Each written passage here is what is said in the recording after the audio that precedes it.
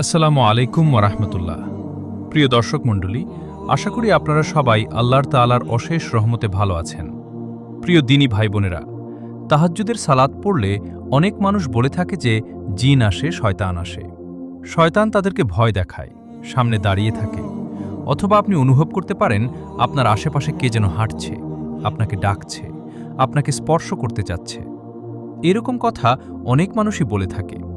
এখন আমরা কোরআন এবং হাদিস দিয়ে যাচাই করে নিব আসলেই কি শয়তান ভয় দেখায় কিনা। তাহাজ্জুদের সময় ফেরেশতারা সবসময় উপস্থিত থাকে, অর্থাৎ তাহাজ্জুদ সালাতের সময় ফেরেশতারা আপনার কাজের জন্য সহযোগিতা করে। রহমতের ফেরেশতারা আপনাকে গাইডলাইন দেয়। তার মানে এই হাদিস বলছে যে তাহাজ্জুদের সময় ফেরেশতারা উপস্থিত থাকে, তারা হলো আপনার বডিগার্ড। তাহাজ্জুদের সালাত পড়লে শরীরের রোগ দূর হয়। হাদিসে এসেছে এই সালাত গুনাহ থেকে বাঁচিয়ে রাখবে এবং শরীরের রোগ দূর করবে। আলহামদুলিল্লাহ। তার মানে তাহাজ্জুদের সালাত পড়লে ফেরেশতারা আপনাকে সাহায্য করছে, আর আপনার গুনাহ মোচন হচ্ছে এবং রোগ থেকে বাঁচিয়ে তুলছে। আপনি যদি তাহাজ্জুদের সালাত আদায়কারী হন, তবে আপনার জন্য সুসংবাদ, আল্লাহ নিজেই আপনার জন্য প্রশংসা করবে।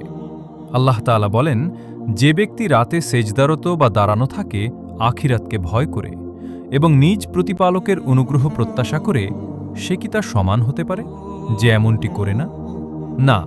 সুতরাং যে সালাত পড়ে এবং যে সালাত পড়ে না, না দুটোর মধ্যে আকাশ পাতাল ব্যবধান।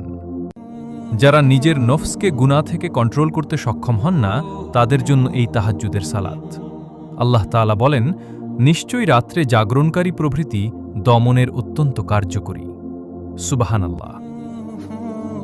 সুতরাং এ থেকে আমরা বুঝতে পারি, রাত্রের বেলা তাহাজ্জুদের সালাত আদায় করলে জিন, শয়তান, পেতনি, আত্মা এসব কিছুই আপনাকে স্পর্শ করতে পারে না, আপনাকে ধ্বংস করতে পারে না, আপনাকে ভয় দেখাতে পারে না।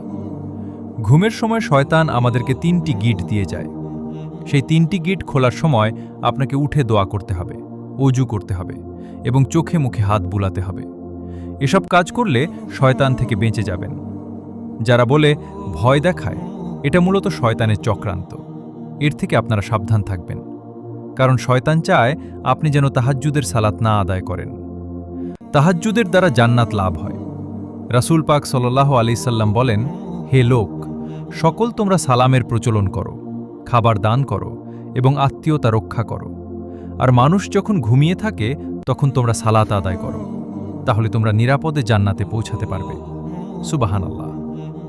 প্রিয় দর্শক মণ্ডলী, সুতরাং আপনারাও তাহাজ্জুদের সালাত আদায় করবেন, কেননা তাহাজ্জুদের সময় আল্লাহ তাআলার নিকট পৌঁছানো যায়। আর আমার জন্য দোয়া করবেন, আমি যেন তাহাজ্জুদের সালাত আদায় করতে পারি। ধন্যবাদ।